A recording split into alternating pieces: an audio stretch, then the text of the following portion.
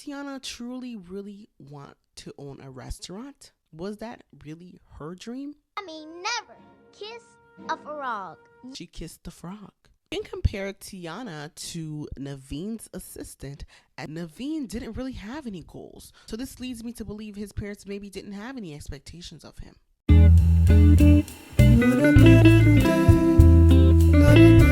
Hey you, welcome back to my channel, and if you're new here, welcome. My name is Jenny and I'm a licensed psychotherapist.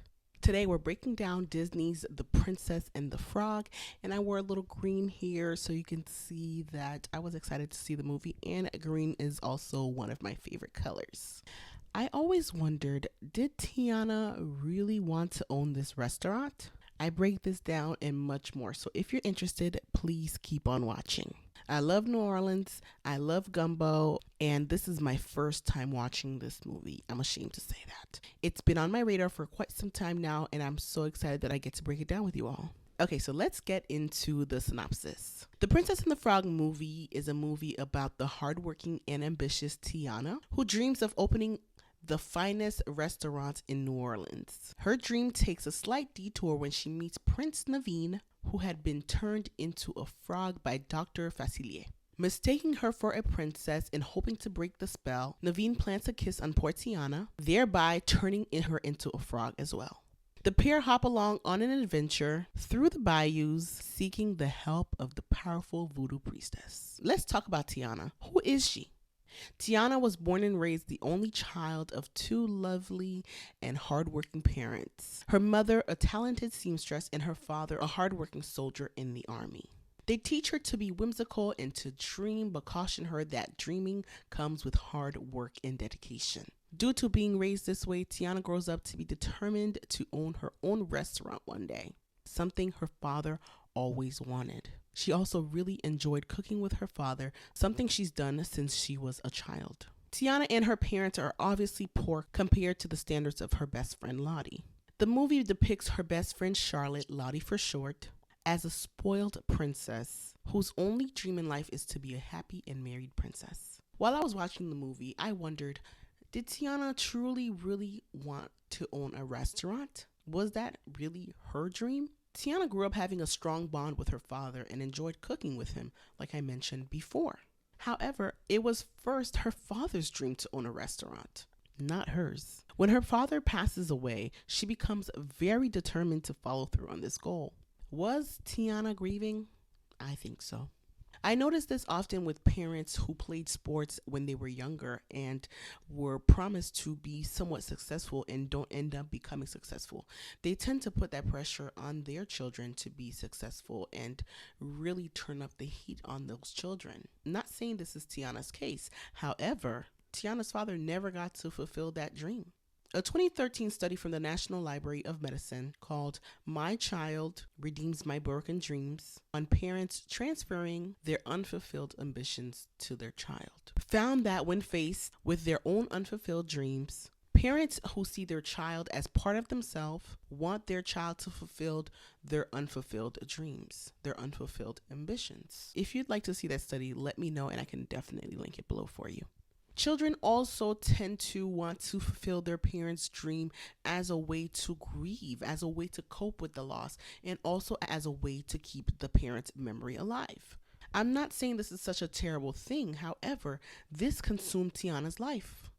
Tiana never took a break. She worked several jobs and she saved every tip she's ever gotten. Her friends often invited her out, and she never wanted to. We all going out dancing tonight. Care to join us? Yeah. I'm gonna work a double shift to let You can save for your restaurant. I know. She claimed she didn't know how to dance.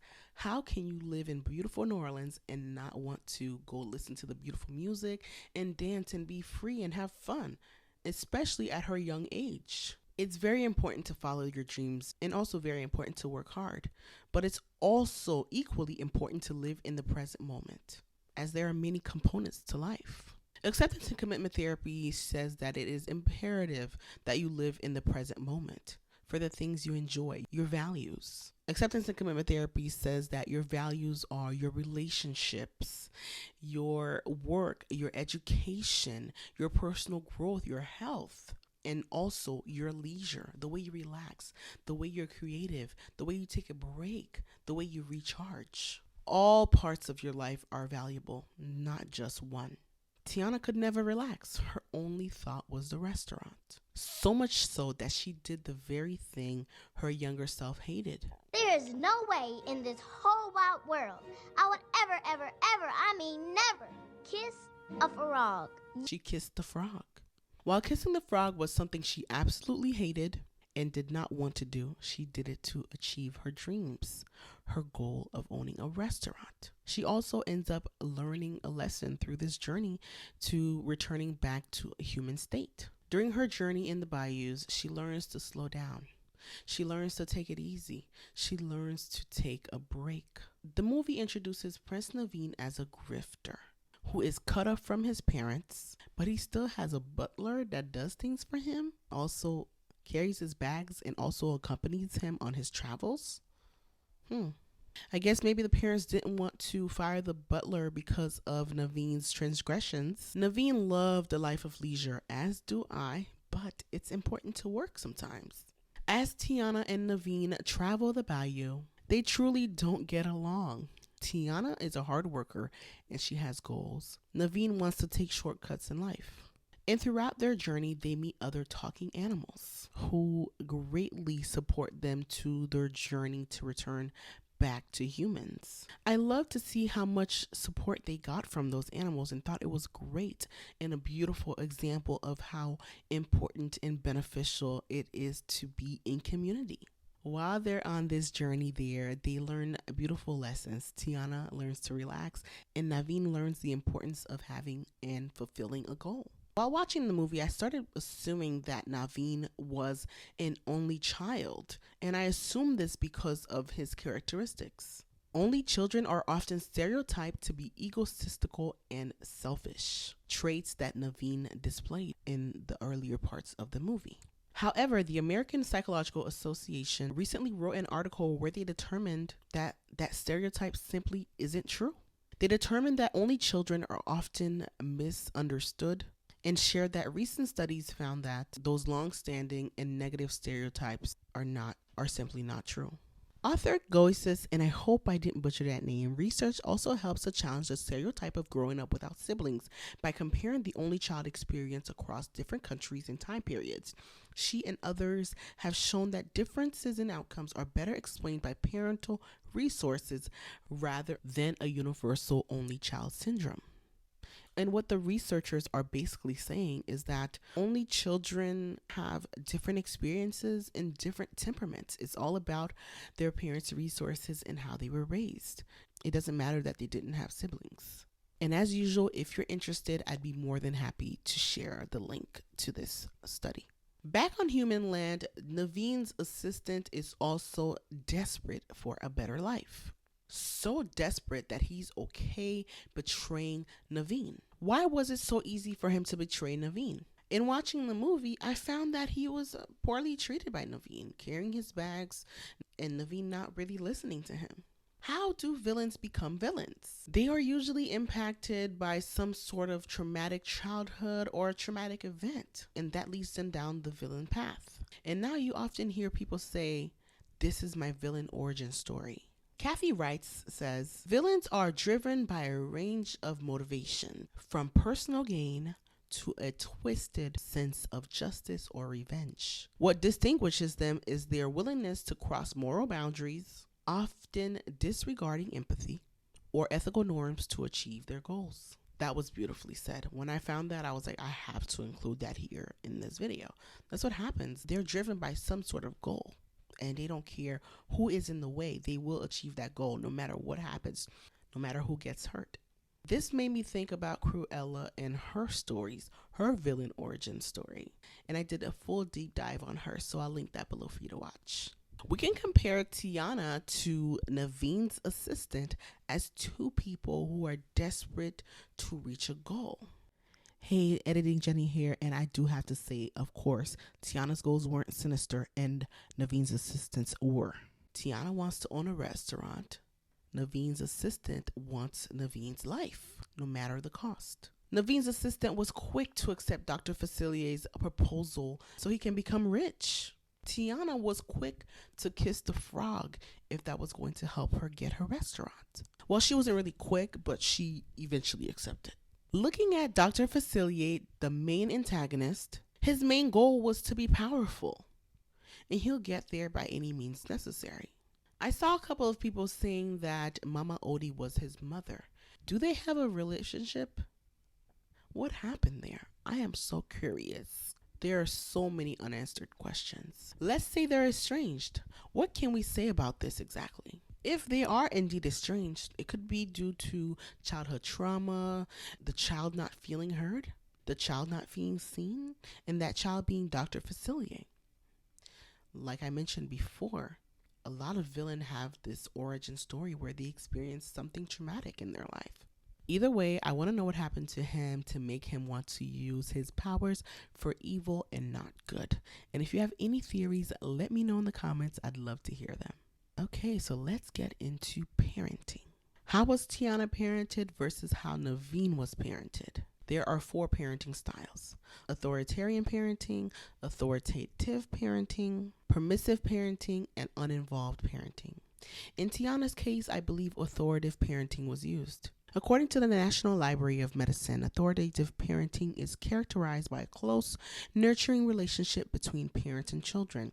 Parents set clear expectations and guidelines and explain the reasoning behind their disciplinary actions. They use disciplinary methods as a supportive tool rather than punishment. Children are encouraged to have an input in setting goals and expectations, therefore fostering open, frequent, and appropriate communication between parent and child. This parenting style generally results in the healthiest of outcomes for children, but requires considerable patience and efforts from both parties. Authoritative parenting fosters confidence, responsibility, and self-regulation in children. These children manage negative emotions more effectively, leading to improved social outcomes and emotional well-being. By encouraging independence, authoritative parenting helps their children understand that they can achieve goals on their own, resulting in higher self-esteem. Additionally, these children tend to excel academically and perform well in school. And I feel like this was Tiana. She had the goal of opening a restaurant. And while I might say that she got this goal from her father, she still was working hard towards this goal. She was determined. She saved every penny to achieve this goal. And she didn't let things get in her way. While she doesn't take any breaks, she does seem to be a product of this best-in-class parenting style. So shout out to mom and dad. In Naveen's case, we don't get to really see his relationship with his parents. However, with his inability to have a goal and follow through, I would surmise that his parents used a more lax parenting style until they couldn't anymore. This is why I believe a mix of permissive and uninvolved parenting styles were used in his upbringing. According to the National Library of Medicine, permissive parents are typically warm and nurturing, often holding minimal expectations for their children. Like I said, Naveen didn't really have any goals, so this leads me to believe his parents maybe didn't have any expectations of him. They impose a few rules and maintain open communication, allowing their children to navigate situations independently. This lack of expectation usually leads to infrequent disciplinary actions, as permissive parents often take on a more friend-like role than that of traditional authority figures. Limited rules can lead children to develop unhealthy eating habits, particularly regarding snacks, increasing their risks of obesity and health issues later in life. These children enjoy considerable freedom making decisions about their bedtime, homework, and screen time on computers and televisions. Extensive freedom can foster negative habits, as parents often provide little guidance on moderation. Overall, while children of permissive parents typically possess good self-esteem and decent social skills, they may also be impulsive, demanding, selfish, and struggle with self-regulation.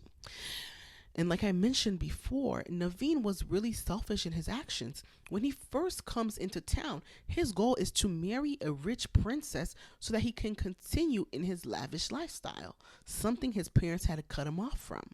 According to the National Library of Medicine, Uninvolved parenting grants children a high degree of freedom, as these parents typically take a hands off approach. While they may fulfill their child's basic needs, they remain emotionally detached and disengaged from their child's life.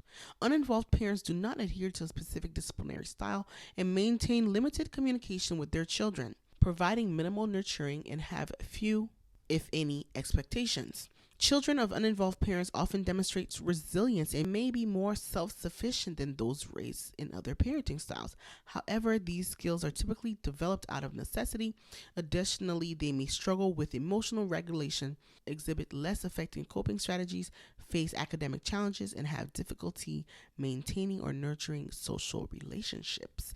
And I mention this because why was it so easy for Naveen's assistant to quickly want to take over his life? Yes, he was poor and probably was tired of being someone's assistant, but he was also probably being negatively treated by Naveen. So after hearing all of that, how can you raise well-rounded children? Is that possible? Well, according to Motherly, we must adhere to these 13 habits. We must set boundaries. And if you remember me reading about authoritative parenting, you're setting boundaries, you're giving your children rules, and you're also open to being patient with them and explaining things to them. Motherly says that children also need routines. They need to know, they need to be able to expect what's coming. Early bedtimes, empathy, hugs, playful parents, outdoor time, chores, less screen time, experiences, slow days. And slow days are so important because it allows for children to be bored, and boredom fosters beautiful creativity. Reading to children and even music. Those are all the things that Motherly believes that is important for children to be well-rounded, and I'm inclined to agree. Of course, children may have different abilities, leading to parents needing to make adjustments. Children can also be born with mental health diagnoses, where these things could be difficult to implement. And this is where it's important for parents to reach out and find resources in their town. Join different groups that might be able to provide that support. I'd love to chat with you in the comments about this. So answer me this. What do you think makes a well-rounded child? All right, so let's move on to the lessons. What lessons can you learn from this movie? I think I was so happy to see how her parents taught her that hard work is necessary. Yes, it's important to dream, but it's also important to understand that hard work and also a little bit of luck will go on to help you achieve your goals. We also see how important community is. And I say this because of the animals in the bayou. They could talk. So the Dr. Facilier changed them into animals like I mentioned before. And if so, were they able to put their own needs to the side to provide that support to Naveen and Tiana? Even studies show how important community is. The National Library of Medicine did a study called Relationship Between the Sense of Community, Belonging, and Self-Rated Health across life stages. And this study says that weaker community belonging exhibited in association with both poorer general and mental health, though a stronger association was observed with mental health. So it's especially important to be in community with others and to be a great part of that community as well. Support others and reach out for support if you need it. The next lesson is the one Tiana learned, the importance of taking a break. Tiana ran herself ragged trying to accomplish her goals. A study aptly named Take a Break, Benefits of Sleep and Short Breaks for Daily Work Engagement, found that taking self-initiated short breaks from work in the afternoon boosted daily work engagement. She didn't necessarily need to take a vacation to the beautiful blue waters of Tanzania, but she could have benefited from a daily siesta. And the last lesson you can learn is the one Naveen learned, the importance of having a goal. Not saying you need to be working all the time and push yourself like Tiana did, but it's good to have a work goal. It's good to have goals. It's good to want to achieve something. Whether it's putting on a program to help other people or researching something for yourself, Keeping your brain active is so important and beneficial. I can't do a breakdown without acknowledging that I wish Tiana was in human form longer than frog form in the movie. I wanted to see her more. I did. I also have to acknowledge that uncomfortable joke Lottie made towards the end where she says that she's going to wait for Prince Naveen's little brother to grow older. That was inappropriate and and I know we talked about parenting styles before where we saw how Prince Naveen turned out. I'm wondering if the parents becoming more strict, cutting him off, had to do with the fact that they have a younger child that they don't want to be like Naveen. So I'm wondering how their parenting styles are with him. And why did they have to kill that firefly? I was so sad. But they redeemed themselves when they put him up there with his love. That was very cute. If you've made it this far into the video, thank you. As always, if you're interested, please do me a favor, like, comment, subscribe, turn on those post notifications. That would really help me out. As always, if you have any recommendations for me, let me know in the comments. Let me know your opinions. I love to chat. It makes me so happy to see when you all are very engaged or like a certain topic. I look forward to chatting with you all in the comments. Bye now.